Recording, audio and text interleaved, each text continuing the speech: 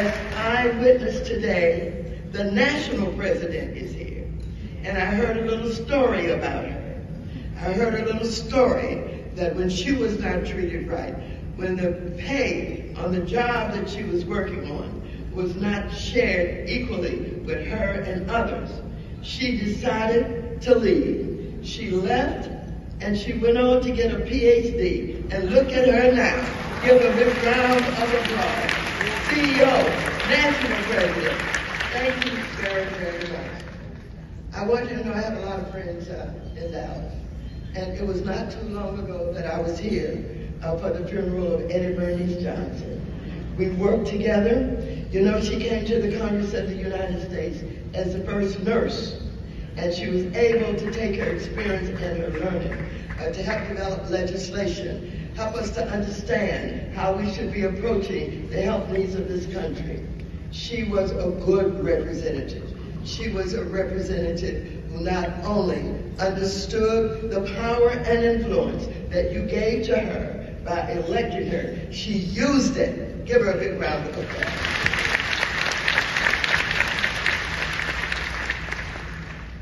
Let me just say to all of you, whether you're honorees or you're trailblazers or you chairs of this great event, I'm so appreciative for the invitation. I want you to know I don't take for granted when I'm invited to be the guest speaker at a program like this. I take it as an honor. I take it as something very special that you wanted to hear from me today, that you wanted me here. I thank you, I thank you, I thank you. So let me just share a few words with you, particularly about what it is an honor to be here today with the South Dallas Business and Professional Women's Club to celebrate its 60th anniversary under this year's theme of shining the light on service, success, and scholars for 60 years. This organization is special for many, many reasons. But I want to just quickly highlight the historical significance of this organization, which, as you know, was founded the same year the Civil Rights Act was signed into law to establish an organization with a mission of investing in and lifting up the first in our communities. During the 1960s was no easy feat. To remain resilient 60 years later is worthy of celebration. So I'd like to take a moment to simply applaud you, and thank you. Under the fantastic leadership of Dr. Hollyville, I also want to acknowledge the work of this organization that you're doing to support our next generation of leaders with what I understand is $60,000 scholarship for high school students.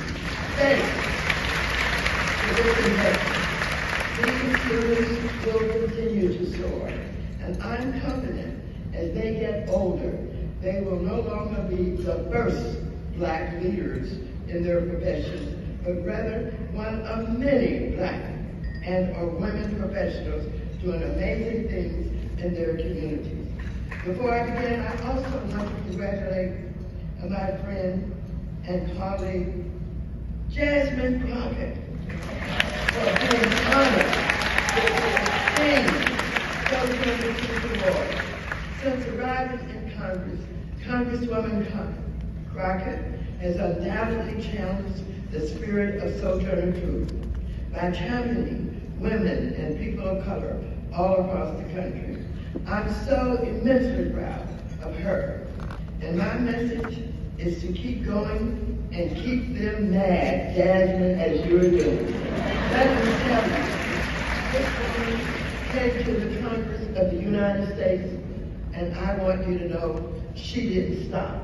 She hit the ground running. She is having a voice early on in all of the national media because she's not afraid. She's learning. She's talented. She's an attorney, and she's using all that she is to speak truth to power. Give her a big round of applause.